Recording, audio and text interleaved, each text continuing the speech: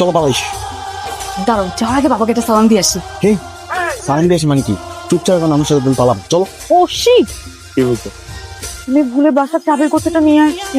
আমি বাসায় গিয়ে চাবির কোথাটা একটু দিয়ে আসি, নাহলে তোমার পানির মধ্যে নিয়ে চুবাবো। এই চাবি দেওয়ার জন্য তুমি এখন আবার বাসায় যাবা? চুপচাপ খাও। ফাইনালি মুনিয়া, হ্যাঁ ওয়াশরুমে কোনো প্রেশার থাকলে এখন সেরে ফেলতে হবে।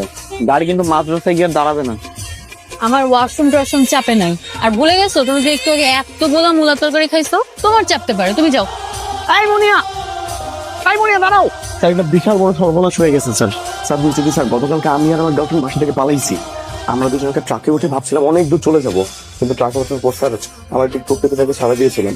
যখন ট্রাক থেকে নামছিলাম, ট্রাকটা ওকে নিয়ে টান দিয়ে চলে গেছে। সর্বনাশ। স্যার এই সর্বনাশের কথা তো আমি আপনাকে বলতেছিলাম।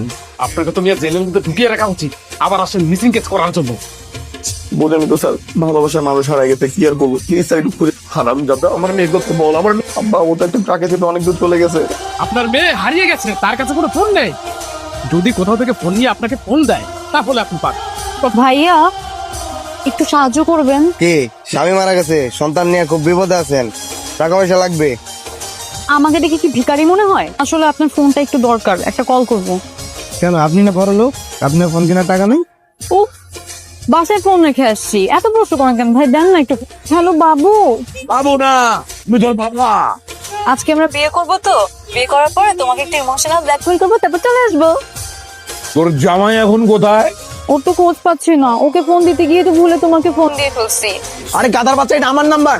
তুমি গাধা বাচ্চা বললা কেন? হ্যাঁ, আমার স্বামী কি গাধা? সরি আব্বা জান, ভুল হয়ে গেছে। প্রিয়া, তোকে আমি 24 ঘন্টা সময় দিচ্ছি। না না না বাবা, ওকে মেরো না, আমি চলে আসতেছি। কিন্তু মা, হ্যাঁ তুমি ওকে মেরেছো? না, তাহলে এভাবে অজ্ঞান হয়ে পড়েছে কেন? ও কি অজ্ঞান হবে?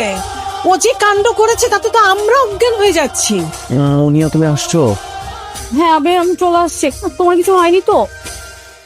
দেখো না, তোমার জালিম বাবা মানে কেমনি শিকল দিয়ে বন্দি করে রাখছে। বাবা, বাপ তোমাকে শিকল দিয়ে বন্দি করে রাখছো কেন?